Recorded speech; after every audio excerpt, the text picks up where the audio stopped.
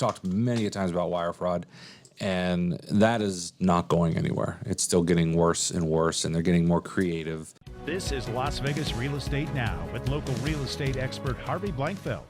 The good guys are catching up to the bad guys. The bad guys keep going, staying a step ahead of them. Yeah, the bad guys are a few steps ahead. So, again, and not to go down the wire fraud thing, but if you're ever sending anybody money, please call the person and verify the instructions. Yeah. The other thing, just as a checkup, is check your email, check your settings, make sure there's no blind forwards on or any other messaging rules that are sending your emails to somebody, because that's exactly how they're monitoring you. Yep.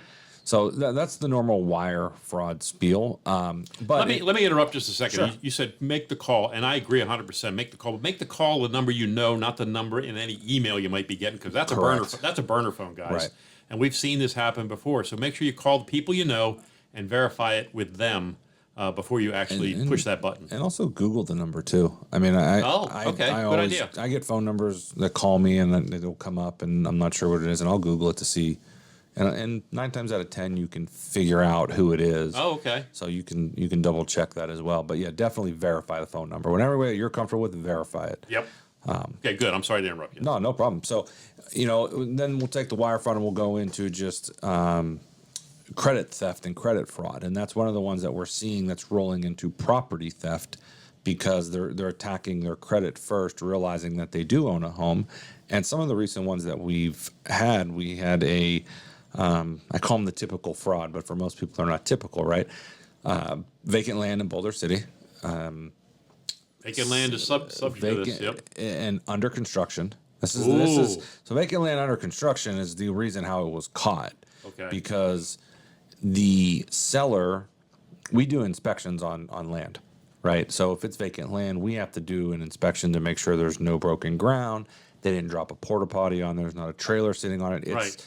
It is an insurance requirement so that we don't have broken priority. We don't have mechanics leaks, right? Makes sense. So in doing so, we have a couple employees that live in Boulder City. We just, hey, drive by this on the way in, let me know, take a picture. And they did, and we're looking at it, and we're like, wait a second, this is vacant land. Nothing has been done on the property, and these are emails from the seller. Right. I just want to sell my vacant land. They're going through the whole spiel. Right. Sounds legitimate, no issue. Come to find out, they had completely stolen the identity of the real seller. Oh, no. They had driver's license. They had fake social security cards. They had their emails that weren't their emails, but they were very similar, and they were acting as the seller. And while the actual seller was building their dream home on the property. Wow. So we were able to catch that because we didn't get to closing, so we didn't even do the signature comparisons that we do and things like that. We were able to ask the seller, hey, how's the construction going? And the bad guy basically said, well, I'm not building on the house. Well, yeah, you are. Yeah. So we did a few other things, reached out to the neighbors to see if they knew who the actual owner was. They did, and we were able to get in contact with them and stop that process. Wow. Because once it goes down that road, there's the process of unwinding a transaction because of fraud is not as easy as people think, and it doesn't happen immediately. Right. And if you're in the middle of construction and now you theoretically don't own the land, oh my. Yeah, that could be devastating. That could have been a very bad situation. And again, this was in such the beginning stages of the escrow process that we would have caught it at the end, but at the same time, we didn't want to get to the end, right? I'm glad that we caught it up front. Yeah.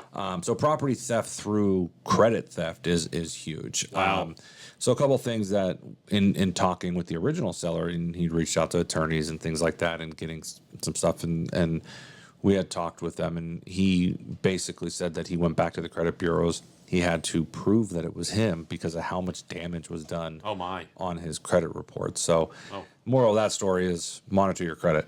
Yeah. He had mentioned, he goes, I've never looked at it, never needed it, and I monitor mine. Yeah, I watch mine. If he would have been monitoring it, he would have caught it. Yeah. So that was, again, credit theft into property theft.